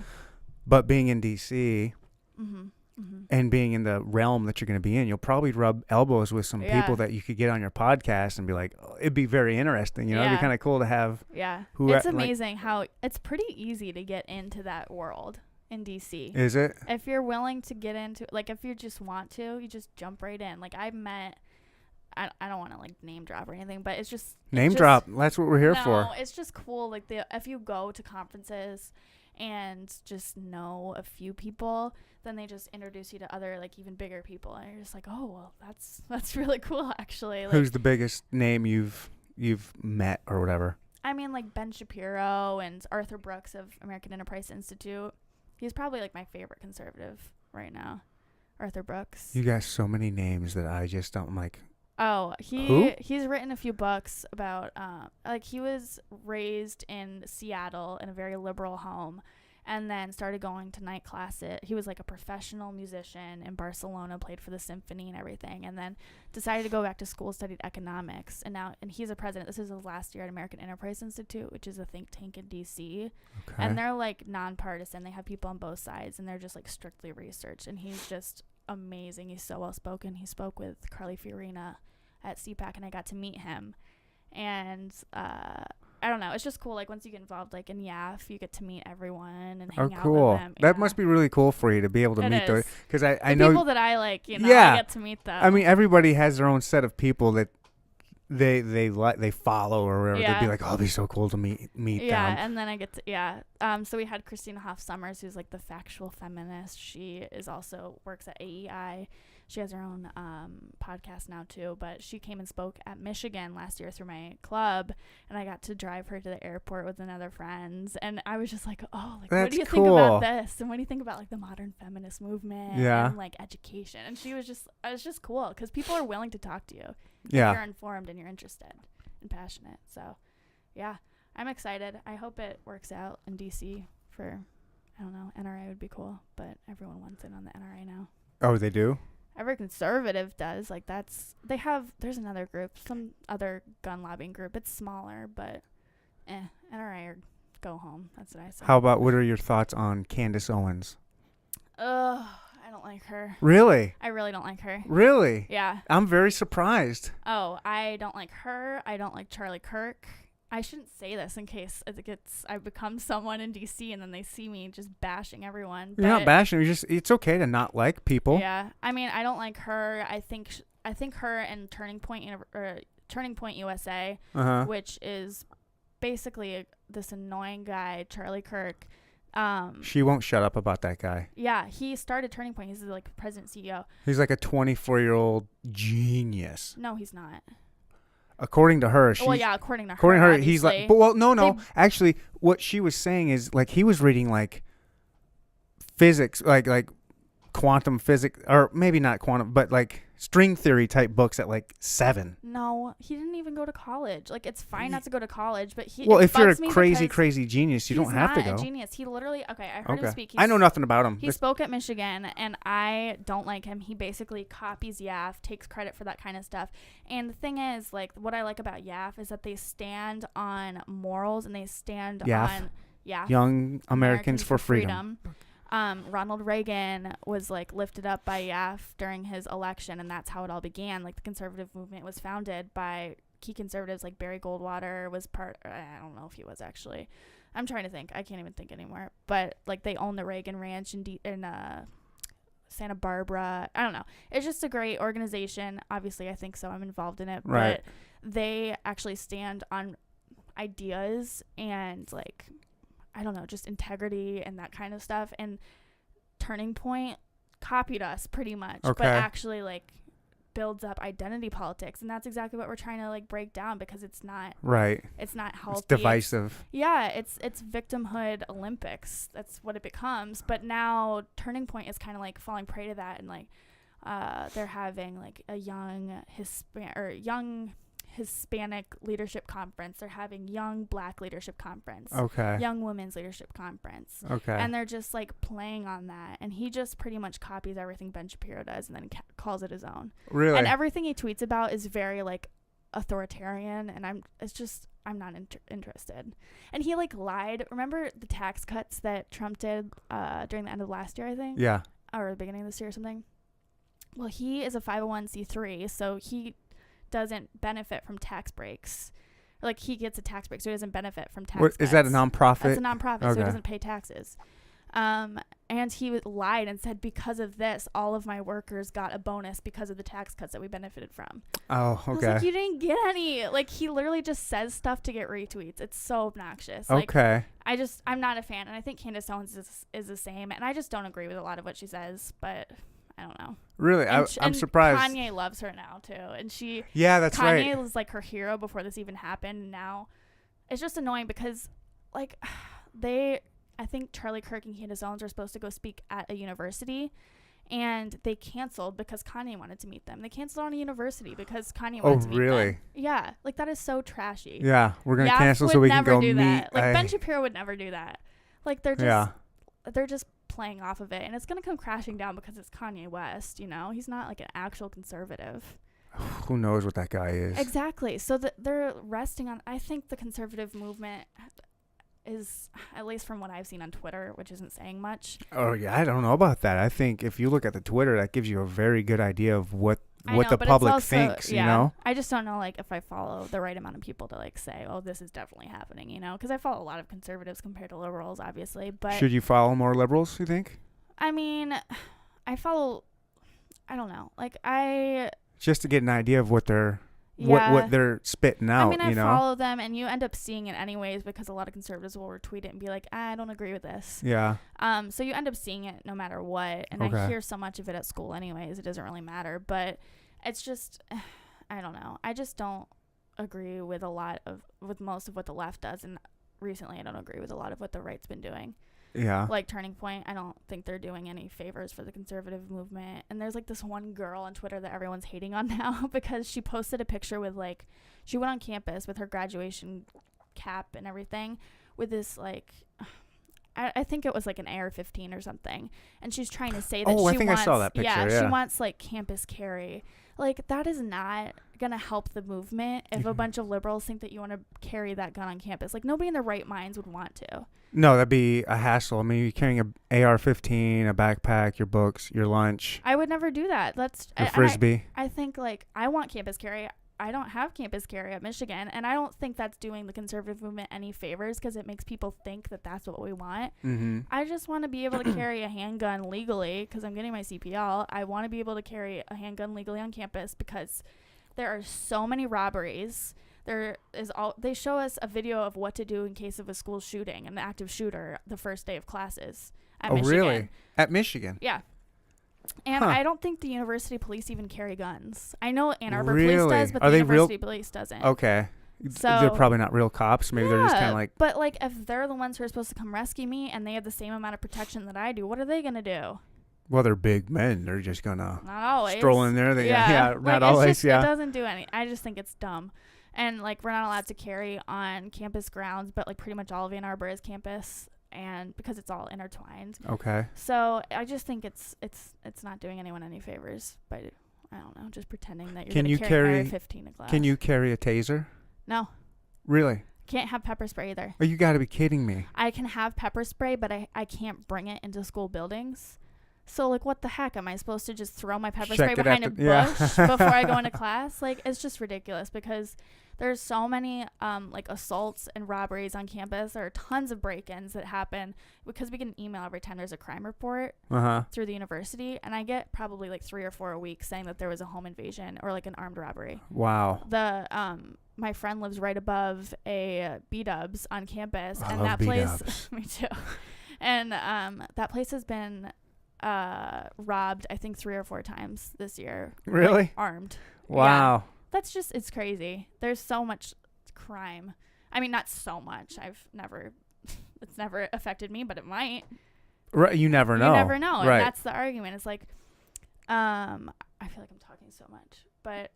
You're good. That's what it's for. It's a podcast. We're not going to sit here and just stare at each other. That would be a bad podcast. It would be a very bad podcast. It'd be different. That could be your thing. The silent podcast. Yeah. No, but. Get right up on this thing. Okay. But I'm part of this group called We Listen, and it's kind of just like a discourse thing where you're not really debating, but you're just talking about different beliefs. And so they'll pick hot button issues like they have one on abortion, Second Amendment, immigration, healthcare, education. So pretty much all the big issues that everyone fights over and is just completely divided. So you'll go in and put on like where you are on the spectrum, left to right. And then they'll kind of split you up. They'll try to do it evenly, but there's way less conservatives on campus. So it ends up being like 1 or 2 to a group of 8. Oh, and they just get picked on. Yeah. Just surrounded. Yeah, the first time I went, shout down. The first time I went, the topic was abortion. And I was like, I'm just going to sit back and listen and see what they have to say. Right. I ended up being the only vocal conservative. And so everyone directed their questions toward me and just kept turning towards me. I was like, well, what do you think about this? And I was like, I really just wanted to come and listen. Right. So I'm new here. Leave me alone. I'm getting my feet wet. I had to talk the whole time. And it got kind of, I went to the Second Amendment one, and I came prepared. Like, I was researching. Right brought your papers and everything? Yeah. I didn't, but you're not supposed to bring, like, actual. Okay. But I, like, was looking at CDC reports for violent crime. I was looking at FBI stats and everything. And people just ended up, like, saying, oh, I just feel intuitively that if someone has a gun, like, is carrying a gun, and then someone comes up with a gun to their head, they're going to end up hurting themselves or just dying. And I was like, well, that's better than, like, not having a gun and just dying either way. Like, they're just like, well, I intuitively feel that under pressure, people are just going to end up using a gun to kill someone else. And I was like, you're speaking from a place of no knowledge, willingly. Oh, yeah. And it's just frustrating. I mean, it's a good, I'm part of it. I'm vice president of the group. But you're really just part of it, huh? Yeah, no, but I'm, like, in charges or finance, so it's different. But speaking of, I need to borrow a couple $100. I just gave you money from your savings bond from birth. Yeah. No, but I don't know. It's just it's interesting how willing people are now to speak without any information. They're like, well, that's my opinion, and I was like, well, you can have your. Well, it's the outrage culture. Yeah, you can have your informed opinion. You're not entitled to an opinion. An opinion means just that. It's your opinion, whether it's informed or uninformed. No, everyone has their own opinion. Yeah, I know, but I strongly believe that I think if you're gonna spout your mouth, then you should be able to defend yourself. Like, you should be able to, like, have facts backing it You know, up. that's funny. You would think that would be the case, but Yeah. it is funny how many people now, especially I've noticed it with the millennial generation, where they have their opinion. It's usually an uneducated opinion, and then if you come at them with all right, well, here's my opinion that's based on facts. Yeah. I don't want to hear that. I have to go. Yeah. I was with some people not long ago, a couple months ago, and I was talking to this one gal that was in the group who is there's psychiatrists and there's psychologists. Mm-hmm. Then there's one that can prescribe medicine. A psychiatrist. They're a doctor. Yeah. Okay. Yeah. That's what this chick was. Okay. But she was a millennial. Mm-hmm.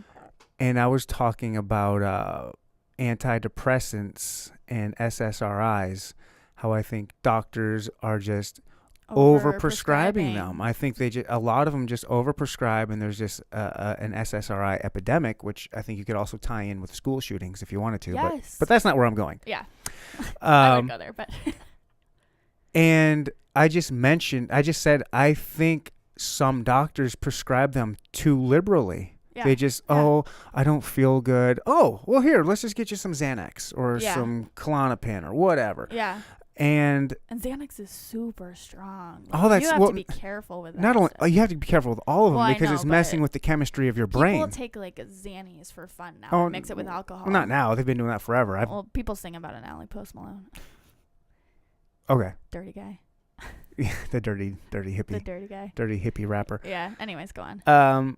And so I said that to her, and she got pissed off. I was like, these SRIs do lots of wonders. I go, I'm not saying not to prescribe them. I'm just saying if one person goes in and say, I feel blue, and then they, before even knowing you or knowing your chemistry or how long you've been feeling blue, that they just, here, take this. Yeah. Shut up. This will make you feel better.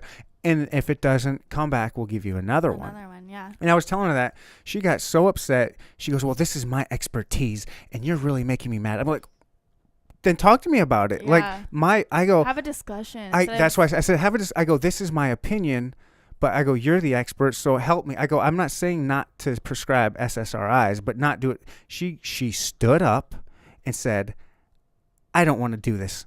I'm leaving, and just walked away. Oh my I was like, gosh. I go, I'm not even trying to have an argument. This is my opinion. Yeah. If you want to change my mind, please give me your informative opinion on, but I never said that they shouldn't be prescribed. I just think they're prescribed too liberally. That made her so upset that she just, in front of everybody, all the friends that she was with, just stood up and I'm going home now and left. And what good is that going to do? Well, she could have changed your mind possibly. And she could have I'm open. I am open to a lot of different opinion changes. Yeah. You know, like I have a very open mind. If you give me facts and your opinion is based on that, I'll have that discussion. I'll give you here's why I think this, but I don't know. I'm tell me different, and I'll be like, oh, I never thought of it that way. But I've noticed this with with a lot of millennials, is when you get in these discussions, they don't want. It's not a discussion. Here's what I believe and why. You're making me mad. I'm not going to listen to facts. I'm not going to listen to your side. Here's what I know. Here's what I know, and here's what I believe. Yeah. I'm gone. It's like, just ridiculous. You can't grow that way. You're not going to learn anything. You're closing yourself off. You're closing so everything off. Yeah. And this is a doctor. Yeah. A doctor is doing. He's like. Yeah. She's working with patients and has that intolerance. I don't know. It's ridiculous. Yeah. It's the intolerance of the tolerant. The tolerant. Yeah. It's funny. The left is very open for free speech unless it's speech that they don't agree with. Exactly. It's amazing. That's so true. I don't understand this. Like, do you not understand what free speech is? Yeah, I will support speech that I don't agree with. Like, I'll support people being able to speak even if I don't agree with it, because who knows? Maybe people want to bar my speech, and they do on campus. Yeah. You know, even the universities not my campus, they're pretty good about it.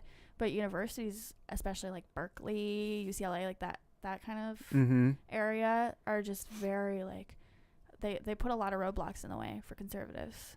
Yeah. Like I'm trying to think where, but like the whole Ann Coulter thing. I mean, I don't like her very much, but I think Berkeley canceled on her last minute, or like kept moved her far off campus so people couldn't get there to go. Because they're afraid of riots. Well, like when they had Milo Yiannopoulos, or whenever those colleges were going to have Milo, and then it was a giant riot. Yeah, but every time Ben Shapiro goes to Berkeley, it's a huge riot, and they try and say, oh, Ben Shapiro's causing us to spend all this money on protection for him. Right. No, the people protesting and threatening his life are the ones causing it. Yeah. He didn't do anything. Like, he was the #1 recipient of anti-Semitic hate speech. Yeah. Hate speech. Yeah. I think like 2 years ago. Like, it's just ridiculous. And people call him a Nazi, and he's Jewish. He wears a yarmulke. I've heard that, yeah. It's just so ridiculous. So intolerant. It's pretty interesting. It's kind of ironic, honestly. It's interesting.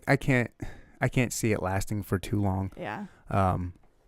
Hopefully. And it just also goes to show like how well crafted our society is, that we have nothing to do anymore but get outraged at stupid stuff like that. That is privilege at its highest form. Well, it's not only that, but it's like 150 years ago, you didn't know where you were getting your next couple meals. You better hope you knew. There weren't even refrigerators. Right. So you're like, you better hope you know how to use it. Yeah. You better hope you know how to hunt. You better hope you know how to gather food and provide for yourself. When you're spending that much time focusing on getting food and not getting injured, because if you get a bad cut on your leg and get gangrene, you're losing your leg or dying. Yeah. But now we've crafted this society where you don't have to worry about that. You can go to the grocery store, buy 3 steaks that are all wrapped up nicely. 20 different kinds of bread. You have no idea where it came from, but you know you can cook it and eat it, and it's wonderful. Yeah. And so when you don't have to worry about stuff like that, I think it's just the human condition is like, well, I need something to do. Let's just get pissed off at people love being outraged. Yeah. I mean, I love being outraged. I'll admit but it. There's no time for that. I mean, there was no time for that. Yeah. But now you have that time. That's the thing. It's like that is privilege now. Like that we have we have the time to be outraged by someone saying something that hurts your feelings. Yeah. Like if you're mad because I don't know. It's just ridiculous. It's funny. What's her name? Samantha Bee called. Did you see that? Samantha Bee she called Ivanka Truff a feckless cunt. Yeah. Oh, and the mom's not watching. Oh, she'll watch. The C word. Well, yeah. She's not going to fund us anymore. The funny thing about that is that came right after the Roseanne. That's what I'm saying. Yeah. Her show's canceled because she tweeted something that was unrelated to her relation to the show. Right. Like I'm fine with the show being canceled because that's ABC or whoever's. They have the right to do that, whatever. Right. But Samantha Bee, her producers, her writers, this was pre-taped. Oh yeah, and they said it, and they're like, "Oh, sorry about that." Yeah, that's what I was getting to. It went through so many different chain of commands to get actually on the air. Someone wrote that as a joke. Yeah. A joke. She's I don't not think it was a funny at joke. all. I don't think it was a joke. I think that was just Well, mean-spirited. right after that, they made a comment about how like Donald Trump is like sexually. Yeah, like, I was just gonna say that. Not only did she say that, but she also was alluding. She said something like, "Hike put your on their skirt tight up, skirt yeah, and sit on daddy's lap, or and something tell like him that. he'll listen to you," implying that he is Sexually attracted to attracted. his daughter. I mean, that is just so disgusting, and to know. imply a president or anybody of that is just so out there and ridiculous. It's amazing. It's ridiculous, the outrage on one side, and then the very next day for them to be like, well, whatever, and then to like actually say, well, that's fine to use the C word against women. Well, I thought you were pro-woman and you're fine with that. Like, right, yeah. You're pro-woman until it comes to conservative women that you're so willing to tear down. Same with Laura Ingraham when she said David Hogg didn't deserve to get into that college that was really hard to get in, or something like that. Yeah. She had to apologize publicly because she was losing funding. She was losing her advertisers. It was just, it's just so hypocritical. It's, shoot, I had a good, I forgot what I was going to say. Forgot what I was going to say. Something about the Samantha Bee and She's Roseanne. not funny. I don't even know why she has a show.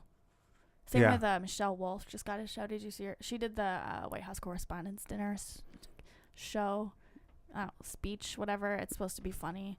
She like tore apart. What's her name? Oh, Sarah Huckabee Sanders, the White House. Speech lady, whatever her name is. They like tore her apart based on her looks.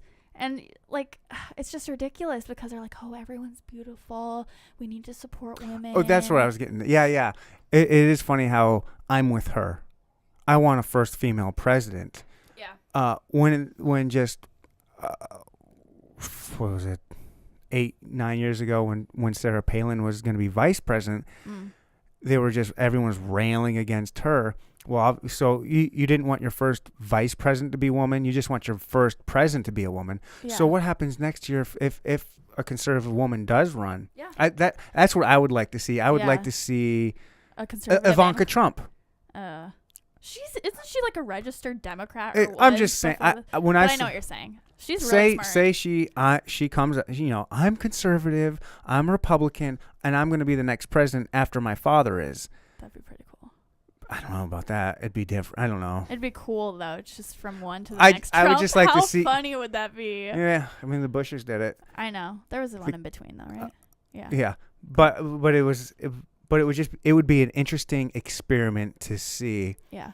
If I just want to vote for Hillary because I want a woman president, if you put a conservative woman in there running for president, would it be the same thing? Yeah. No, they wouldn't. And I'd love to see what their answers would be. Would it be, oh well, I would just like to see that. Yeah. So my friend from France comes every summer to live in Michigan, and I got something during the election from I think it was from Hillary actually, and I was like, oh no, and she was like, what, you don't want a woman president? You don't want a woman to be president? Right. And she just jumped to that it was because she was a woman. I said, no, I don't want Hillary Clinton to be president. Right. Like who's allegedly a woman, we don't know. I don't want someone to be president just because of their gender. That itself is sexism. Right. And it's just ridiculous because like I would work on Nikki Haley's campaign. I love Nikki Haley, the U.S. ambassador in the UN. I think she's brilliant. I think she would be great. She's a minority. She's a woman and she's Native American. She's Indian. Indian dot on the head? Yeah, Indian? Indian. Like her parents are Indian immigrants. Okay. And I would vote for Condoleezza Rice. She's a minority. Condoleezza Rice. Yeah, sounds more like a Mexican dish. Maybe we should send her to Mexico and let the Mexicans eat her. No. Ow! Yeah. That's a Dave Chappelle bit. We're done. That's a Dave Chappelle bit. He's into music now, isn't he? He works with John Mayer on some music, right? Really? Yeah. I have no idea. I just he does. thought he's going hard in the paint with the comedy again after his sabbatical. He has a new Netflix special. Oh, he's got like 3. Well, he's got two in one. But he has another one after that too. Oh, really? Mm-hmm. But anyways, he's my favorite comic. Yeah. Really? Oh my gosh, it's not even close. He is. Do you like John Mulaney? John Mulaney's all right. He's a little too polished for me. He's pretty predictable at this point. Yeah, he's just. Know who I love and who mom and dad love? Brian Regan. Do you ever listen to him? Of course you guys like him. Oh my gosh, he's hilarious. He's gotten a little less funny. He's he's funny, and it's really hard because he's a clean comic.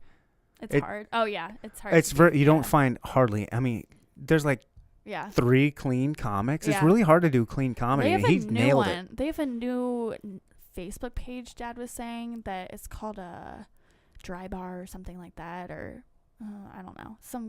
I don't know, but it's like clean comedy. It's just like short little skits, maybe like 5 minutes long. And it's supposed to be really funny. I haven't watched it, but what was I saying? I don't know. John Mulaney. No, We were talking about Dave Chappelle. Dave Chappelle and John Mayer. Condoleezza Rice. Oh, Condoleezza Rice. Yeah. Sorry. I would vote for her. I want someone. She's still in the political arena? No, I don't think she'd ever run. She speaks. She just spoke on The View about the Me Too movement and like the danger of that. And she was the dean or something of Stanford, I think. She's a professional pianist. She played for Queen Elizabeth. Oh, really? Yeah, like she is very, very smart. But I think she's like really tied up in the bush thing. I don't think she would ever run for or go into politics again. But I would be like, I'm not against a woman president. Like she just, like my French friend just jumped to the conclusion that I don't want a woman president. I just want someone qualified regardless of their gender. I just think that's a ridiculous, whatever. I don't know. It's just a stupid but reason. That's really interesting for you to say. Like, if they're willing to vote for a woman, I'm with her just because she's a woman. Then by that logic, they'd be willing to vote for a conservative woman what I would because think. She's a woman. I would think the GOP needs to have that. I think it'd be cool if they had that in play. Like, all right, we need to come up. Who's going to be next after Trump? Yeah. Well, let's Fiorina ran. Carly Fiorina. She's like a businesswoman. Yeah. Yeah. Did she run? Was she going to run for president? Was that what she was trying to do? Yeah, she did run. Well, she was in the primaries. Yeah. Yeah, I saw her speak. She's really well spoken, but she's pretty soft. I don't think she'd need to have a really good cabinet, you know? She'd really need to prop herself up. Yeah. She's really business minded and very smart, well spoken, but I think she would need like a really good I don't know, head of defense or something like that to I don't know. She'd need a good vice president.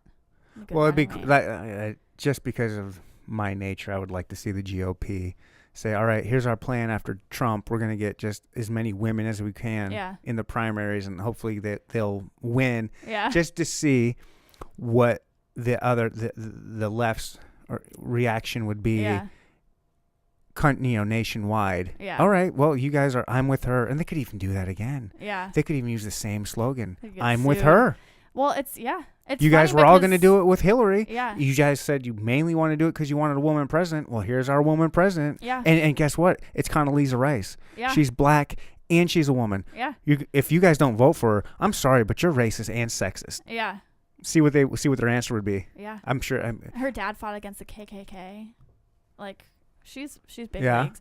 But it's interesting because they always say, "Oh, Republicans are so just white old men." But if you look at the people who ran, it was an old white man, Bernie Sanders, and an old white woman, Hillary Clinton. And then if you look at everyone who ran on the Republican side, Marco Rubio and Ted Cruz are both Hispanic, right? Ben Carson, who else? They had a few women. Yep. I mean, it was pretty diverse. It's pretty funny. And they were younger. They were a lot younger. Yeah. I mean, Trump's pretty old, but everyone else is pretty young. Mm-hmm. Marco Rubio's young. I liked him at first, but then he's just so like spineless, I think. He just goes back on his words so easily if there's any challenge to him. Like, I don't know. But he got really targeted during the Parkland thing. Oh, They put a little price tag and they said this is the amount because he took money from the NRA because they're a lobbying group and the NRA tells their members, this is who we support because this is his stance on gun control. Right. We support him, so we'll give money to him. That's how it works. Does the NRA give money to any Democrats? No, because they're not pro Second Amendment. Why would they? Everyone's enraged because they only support. I don't know. I Republicans because I don't exactly know how lobbying works. It just seems like it's kind of. Lobbying to me is, hey, we're giving you money to support us. Yeah, I mean. So why wouldn't they say, hey, Hillary? Because here is, I know where your stance is, but I'm going to lay the whole information out on what we really stand for and just educate her. Now, how much money is there an anti-NRA lobbying group? They're running something called No RA or something like that. Okay. I don't think it's an actual group. I mean, obviously they have like gun control groups, so I guess that would be antithetical I wonder if there'd be a Democrat, not necessarily Hillary, but a one where they would get in there and be like, here's some money. Yeah. If there's a pro Second Amendment Democrat, I think that'd be fine. But they're saying, but Are Democrats there any? I don't know. There's gotta be. There must be. There's too many. Maybe like a left-leaning libertarian. Okay. Or something that would be the Democratic Party. But people are saying, Democrats are saying, oh, I pledge to never take money from the NRA, as if the NRA would ever give this anti-Second Amendment candidate money in the first place. Yeah. Like, oh, good for you, as if they would ever offer you money because you don't support the cause that the 6 million NRA members do. You know, and they say, oh, well, this person is pro Second Amendment and the NRA rates these candidates and they give them ratings. Well, that's so the members know their stance on gun control. They're know who to vote for when they go to the polls. Group. They're a legislative action group. Right. It's just stupid. I don't know.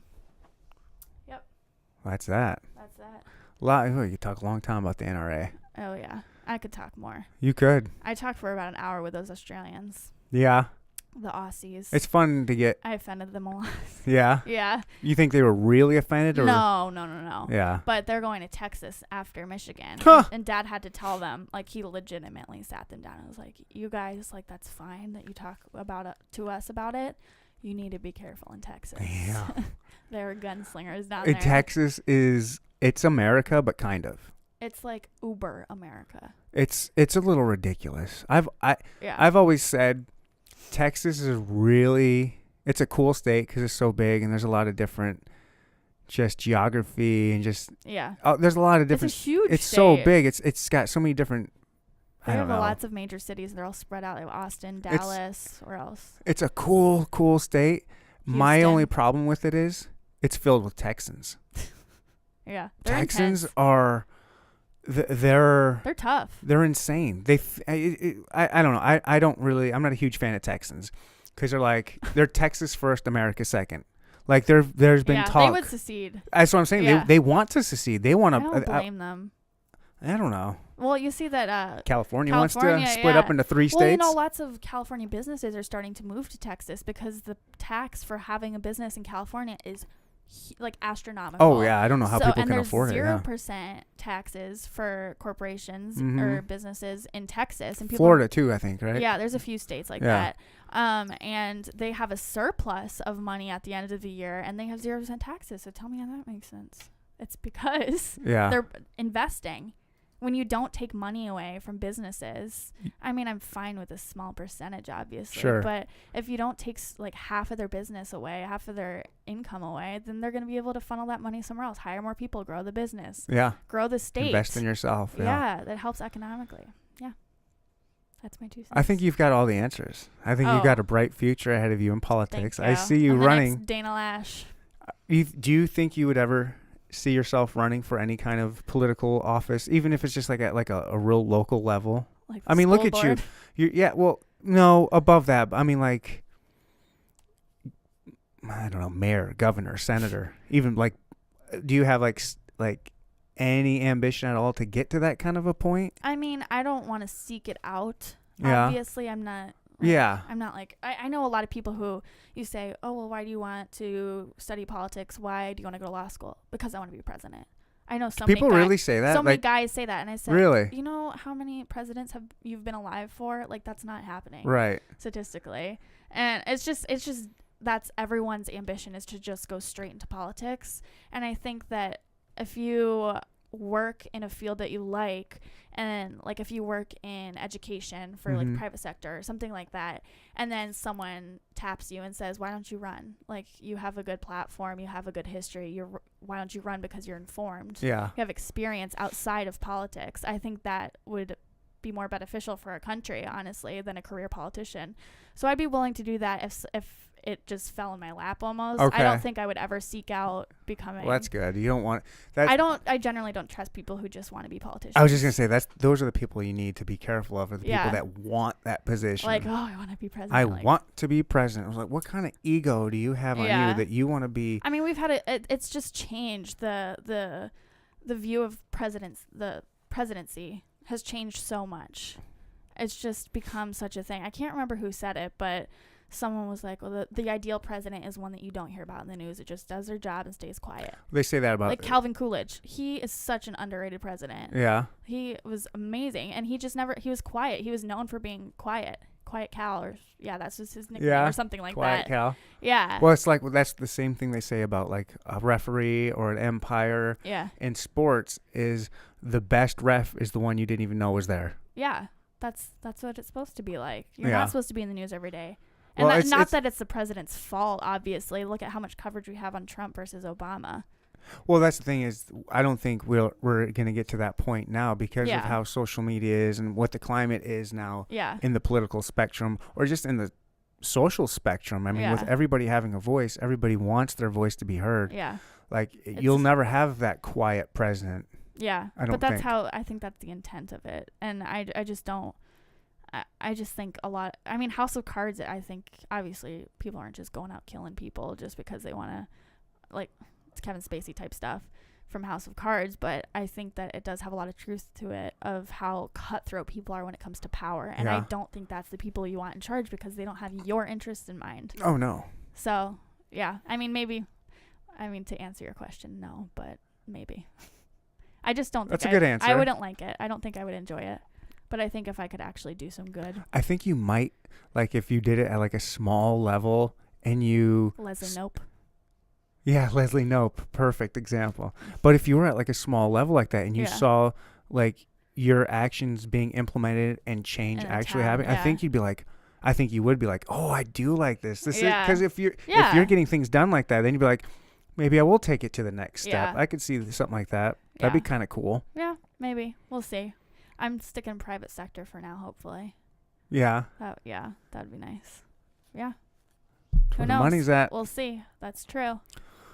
Well, I don't know how long we've been doing this. It feels like a really long time. Does it? I don't know the last time I've talked this much. It's been a while. Yeah. We've been about an hour, 40 minutes or so. Not super long. But I don't want to take your time all day doing this. Yeah, I could talk for hours, but people don't want to listen for that long. I think they will. I think they'll want to listen to you. I mean, a lot of people want to listen to, like, nobody wants, let me start over. I think not many people want to listen to a millennial because of the generation that they are kind of viewed as right now. Yeah. And also because you're young, what do you have to say? You can't possibly know anything. Yeah. But then when you get a smart millennial like you on here, I think people will be interested in hearing what you have to say because it's different than, it is different. The quote unquote snowflake millennials that are kind of out and about these days. Yeah. At least on the forefront of like news coverage, you just see a lot of that kind David of. Hogg and Emma Gonzalez. I don't even think they're millennials, actually. I think they're the Tide Pod eating generation. Whatever they're called. I don't think we ever. Tide generation. Yeah. No, I don't know. The Snapchat generation. Oh, there you go. Yeah. I did see one thing about the David Hogg. There's some chick, pro NRA, and you can tell she works out. She's got challenging him to it. Arm wrestling thing. That's the same girl who toted her AR-15 or whatever on campus. No, the conservative movement does not like her. Okay, they don't. Because she seems kind of like a joke. Well, it's just everyone wants their 15 minutes of fame. It's ridiculous. They just go down to these tactics that aren't getting anything done. They're making everyone look dumb on both sides. Right. Like she goes, this is for the fate of the Second Amendment. I read that. I don't think that's that's not how the Constitution works. It's not how it works, but it's not provocative and it'll get people to, it got me to read it. I was like, what is this? And I saw this. It's just dumb. And I just don't think it's just not helping the conservative movement. Yeah, it's pushing her own brand, I think. And she posted another picture a few days ago of, I don't know, some other type of rifle with a big magazine. I mean, I sound like I don't know what I'm talking about, but I don't know what kind of gun it was. But anyways, she posted a picture and said, campus carry now. You're not helping anything. I already said this. Like, that's not what it's about. And you're making people not want it who you could otherwise persuade to be lenient on people who are on the fence. Yeah. They're not going to be like, oh, let me get on her side. Yeah. I just thought it was funny because they showed it is funny because she has big arms. Yeah, like her arms are probably bigger than mine. Oh, I would. Obviously mine. Where's the camera? I'm going to look at the camera right now for this. Look, can you see me there? Yeah. I We'll challenge her. She has bigger arms than me. I'll still smoke her in an arm wrestling match. I promise you that. Biology, nothing. This is just straight manhood. That's what I'm saying. Biology. I mean, this is like beyond that too. This is mental. Mind over matter. Mind over matter. She don't matter. You, whatever your name is, lady, I'll arm wrestle you. I think her name's Caitlin or something. Caitlin, how old is she? I don't know. She just graduated college, so 22. Okay, so maybe? she's not a child. No. Come on. Yeah. Right. Arm wrestle me on the show. Yeah. But no, anyways, I saw a picture of her and the David Hogg dude. Oh, and it was, he's like this little guy. I cannot believe, I've got some pretty skinny arms. I've got skinny arms. Look at that. Yeah. I mean, my arms aren't, I ain't flexing and showing off guns. I got some skinny arms. Yeah. But when you see the David Hogg. Oh, he's oh little. my gosh. I could beat him. I mean. I'm not going to challenge him, though, because that's not going to. His arms look like a 5-year-old's legs. Aw, poor guy. He's just taking such a beating. He got swatted a few days ago, too. Yep. That's not good. That's not right. I do not. It's not right. That's not right. But when you put yourself out there, you leave yourself open to that kind of retaliation, that kind of action. Yeah. Right or wrong. Yeah. I posted. He was on. I wanted to say it was Vice, but maybe it was BuzzFeed or something.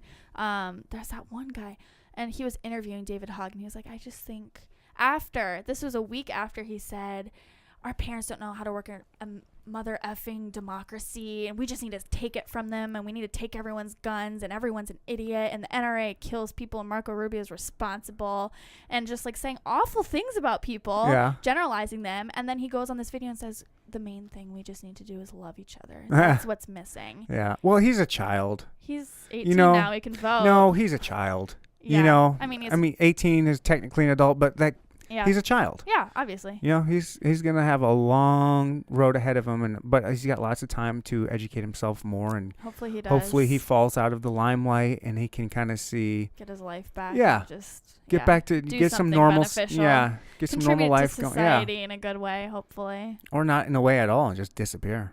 Well, that would be a good way to contribute to society in his part, I think. Yeah. Speaking of contributing to society, let's go get tacos. Let's go get some awesome tacos. Some barbecue. Well, yeah.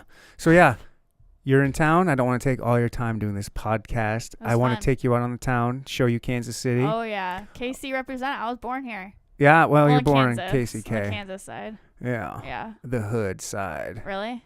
It's pretty hood. That's where I first lived. I'm from the hood. You're kind of hood. Well. I'm a minority. Yeah, you would be over there. Yeah, not so much now. Now it's getting really gentrified. But yeah, we're going to end this podcast now. I want to thank you. Thank you. This has been fun. Yeah. Producers on the show, finally. Producer, logo designer, everything. Oh, yeah. Now we have to try and figure out how to upload this. Yeah, now we got to get this. We can figure that out. Yeah. I just want to thank you for being here. Yeah. Appreciate it. This was awesome. Yeah. I want to thank everybody, if anybody listened. I'm going to make all my friends watch. Are you? Even though I just trash talked a few of them. You didn't trash talk any of them. About Grand Rapids, I did. That's not you trash. You know who you are, and you know I love you, and I'm sorry. But all right. Whatever. Everybody, thank you for listening. Thank you for watching. Neandertalk podcast is back. I will not get into the nitty-gritty of why I was off for a while, but we're back. We're going to take this thing, take it to the top, hopefully. I appreciate everybody, and I love you all, and I love you. Love you. Bye. Neandertalks.